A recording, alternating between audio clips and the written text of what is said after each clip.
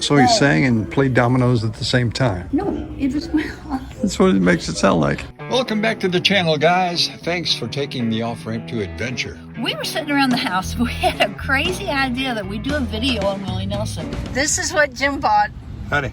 Jim and I both love Willie and his music. That meant taking vacation time to take an over 2,000-mile round trip to do it right. And of course, what's a road trip without Buc-ee's? We're at Buc-ee's. It really was a spur-of-the-moment decision. So we figured the most logical place to start was the Legends of Country Music Museum in Nashville. We didn't realize how much we didn't know about Willie. You'll probably feel the same way. Join us as we explore the country music legend known as the Red-Headed Stranger. We're Jim and Vanessa. Thanks for taking the off-ramp to adventure. Great gift store. Think it up. Willie, take your future. Oh, Willie, what does the future hold? Get a press penny for $1. We can do this. They're excited about this. Put my dollar. No? You were supposed to do it before. I'm supposed to pick one there, huh? Okay, well, Jim didn't do it right the first time, so I'm going to try it again. You select your design first. Okay. Turn handle till penny drops out. I think you might go the other way. No. Still didn't get a penny, but I don't think it's my fault. I think it's out of pennies. This is the one we're trying to get. Before we leave, we will get it. There it is. Got her done. Willie's long story, as we got it from his new book with the same name, began April 29th, 1933 in Abbott, Texas. Born to Ira Doyle Nelson and Mom Merle Nelson, but spent most of his and sister Bobby's childhood with his grandparents, who he called Mama and Daddy Nelson. And oh, Willie had the wanderlust. So severe, Mama Nelson had to tether young Willie to a pole in the yard to keep him from running away. That's going to be a cool shirt. We might have to share that one. Look at that. Kristofferson. Yeah. I guess if we're going to the museum, we should do it, pretty soon. Yes. Boy, this store is hard to get through. Look at this. Beer pants. Here we go. Meet your expectations. Thank you. Not just Willie, it's everybody. There's Kenny, Dottie, Crystal Gale. Oh man, this is going to be nice. Look at this old picture of Willie. What is he, 20, 30? Then you got one up there. Willie checking his mail at home. Look at this guitar. One of the guitars signed by various country music artists during their visits to the Willie Nelson and Friends Museum. Look at all those names. I don't recognize some of them, but Bobby Bear, okay, I remember that one. Fair and Young. I got everybody in here. I guess this is why it's Willie Nelson and Friends. Of course, we're here to see Willie. For those of you who know Willie really well, you know he likes dominoes. This came out of his recording studio in Pedernales, Texas. It's huge. Look at that. That is just fun stuff. Handmade. Yes, it's Willie's pool table. Just great to see all this stuff. Talking about country music history. If you're a Willie Nelson fan, it's really great. This particular piece is part of the Grand Ole Opry floor, the original place. Yeah. And then the wall is different people that were there, had performed there. And all these signatures are people who performed there? Is that what it is? Yes, yes. Does anyone remember when Willie was on the cover of the Rolling Stone? Evidently was. Classic Willie. Okay, wait for it. Wait for it. It's a Willie totem.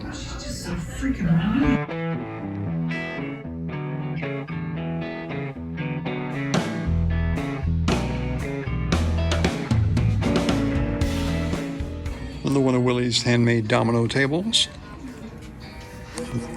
Love this orange. This is so 1970s. Interesting fact.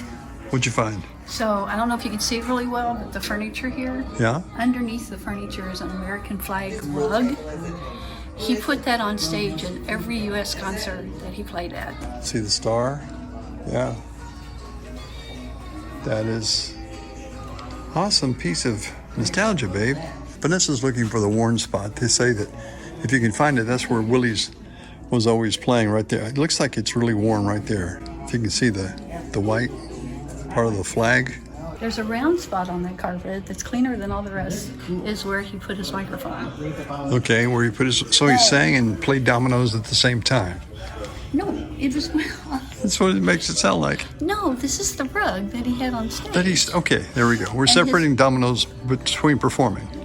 Yeah. Okay. So there's a worn spot where he stood, and then there's a clean round spot of where he Had the mic. put his mic stand, but I don't find that either. You'd think they'd have it like visible for you, so that's the only spot I could find. But they said that that is where he always played at all of his concerts on this rug when he was using his guitar named Trigger, which he still has.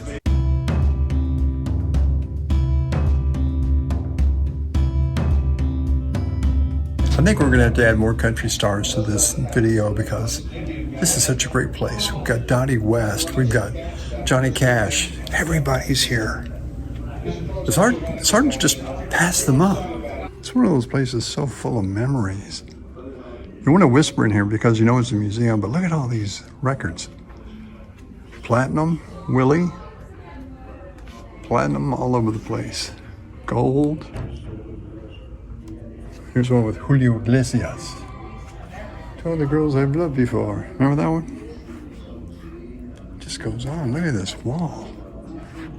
Those of you who like country music history, an original booth from Tootsie's Orchid Lounge. And it's got signatures all over it.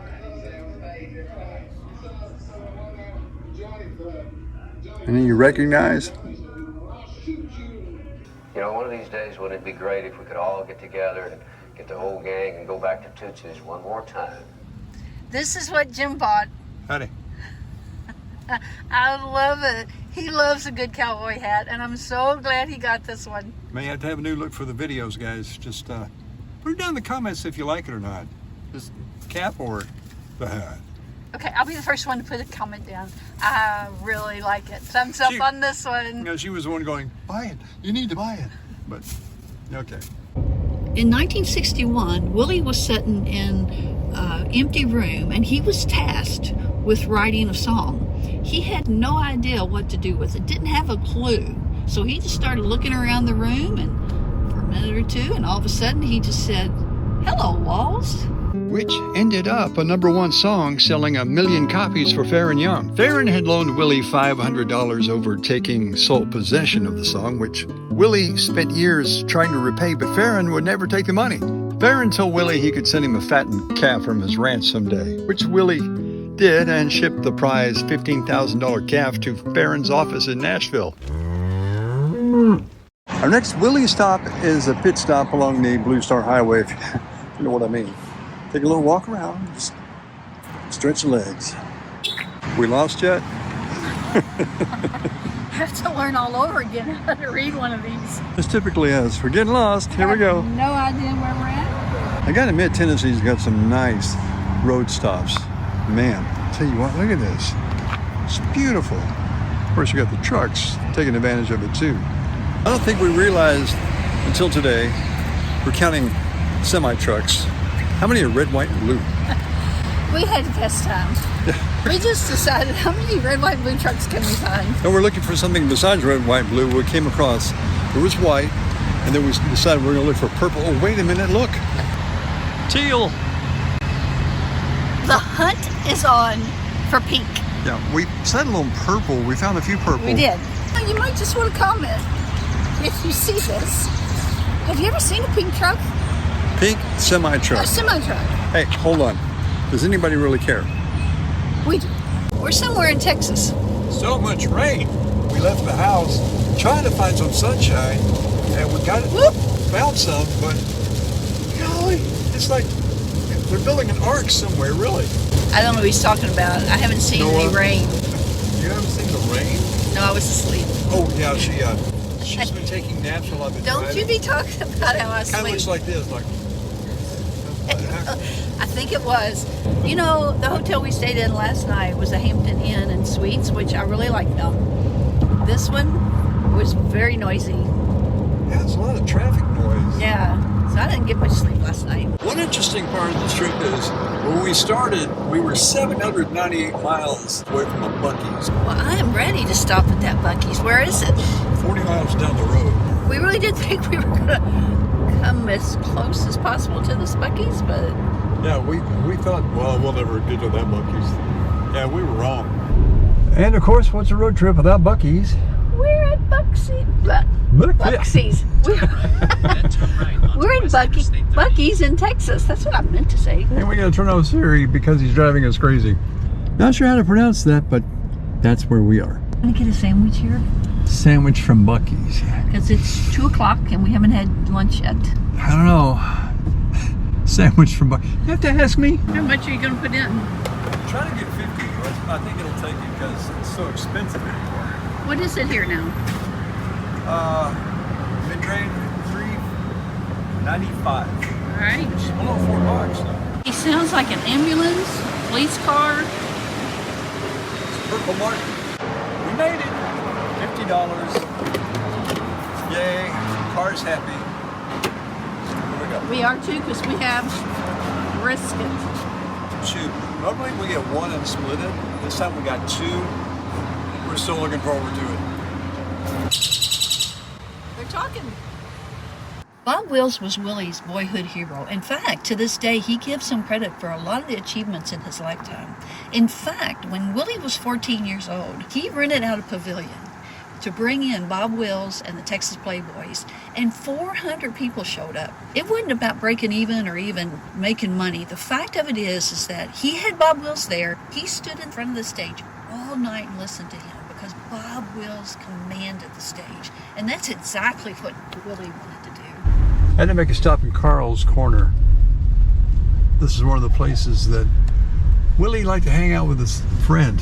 Did some concerts adjacent to the property. This is right off the freeway, and it is so iconic. They changed it a little bit. They had a really cool sign outside and they took it down, I guess. This is what it is today. And just one of those quick stops. Fun fact. This was the place that when Willie Nelson, I don't know if any of y'all remember this, but he created his own biofuel. And he actually would put it in a lot of his cars. It didn't last long, I don't think, but this is the place that they would sell the biofuel that he created. Carl just recently died in 2021. They were best friends when it came to this place, and also Carl stepping up and saying, hey, I'll sell your biodiesel fuel.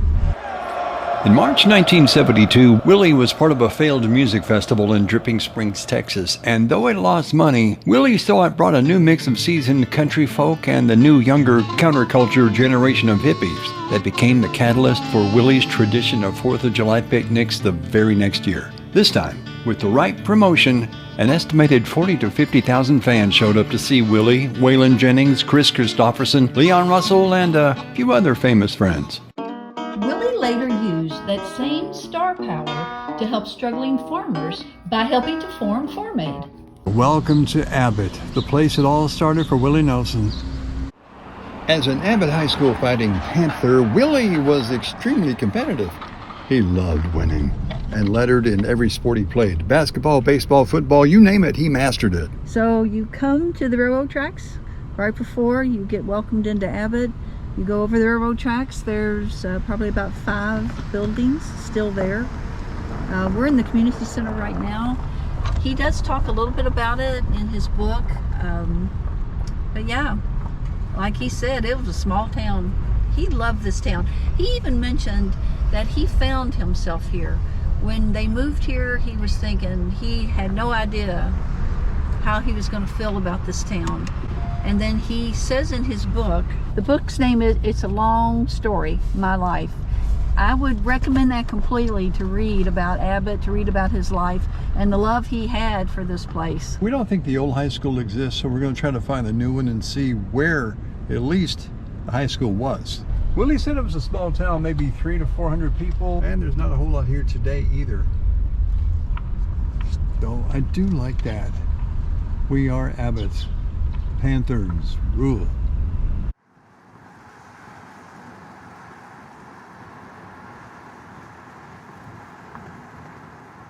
And this is the church that Willie helped save.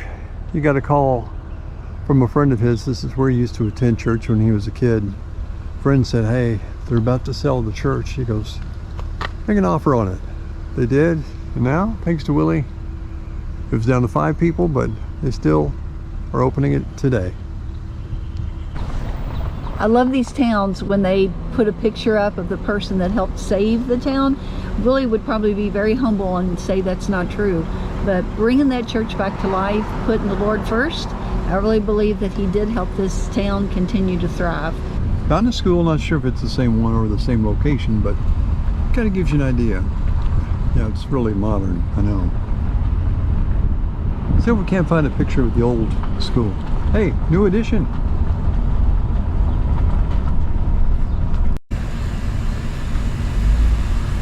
There it is, Willie's house. Okay guys, don't click out, there's more to come. We've seen his gold and platinum records, covered his love of dominoes and the singing cowboy era. And his great admiration for Bob Wills, as well as his hometown and his hometown church that he actually saved from demolition. Okay, some of the things we haven't covered: his home burning down in Spicewood Springs, his IRS battles. And how when Willie had Farm Aid, it was to save the farmers. They in turn, when Willie had a problem with his IRS, they also came alongside him and helped him through that. A lot of great community. So much more, guys. We can make this an hour, 2-hour long video. You can know what we know. This is the book that we used. Great book. If you like a Willie read, it's going to be a good time. It's a great book. We read through it as we were traveling. I read it while he was driving. She read it to me. It's a great book and was really good for us as we stopped at the different places. We were able to go back to it. The one thing we like to do is make sure we share with you all the truth of what we're talking about. Yeah, we don't just talk to our hat. We actually look stuff up. If you like this kind of video, guys, we need your support. Give us a thumbs up, all right? Consider subscribing to the Off-Ramp Adventures channel. And if you have subscribed before, would you make sure you're still subscribed, because there's been some issues. And we'll see you in the next video. Remember, adventure is as close as the next off-ramp.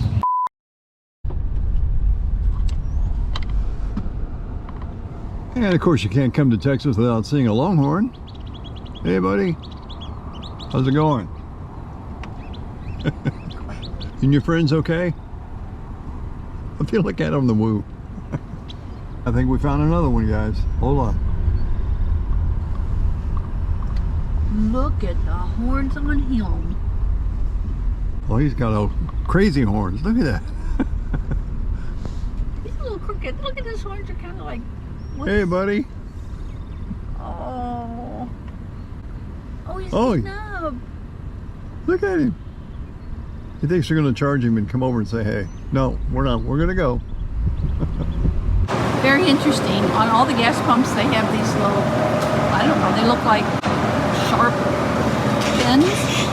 That guy, it did not stop him. We had a close call about 10 miles back. A truck to the right of us blew out a tire. Oh, yeah. And it just, and I know, there's no way we could have caught it on video. But I think that's been a first for me in all my years of traveling. Sounded like a shotgun. And by the time we noticed there was this tire just blowing up everywhere around us, Jim sped up. I mean, he handled it really great. He sped up as quick as he could to get around the truck, and it started all bouncing behind us.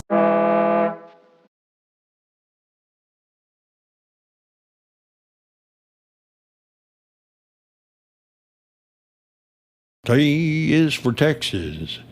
A is for everything it is to me. X marks the spot where I hope they'll bury me. As for A and S, it's where you'll always see me.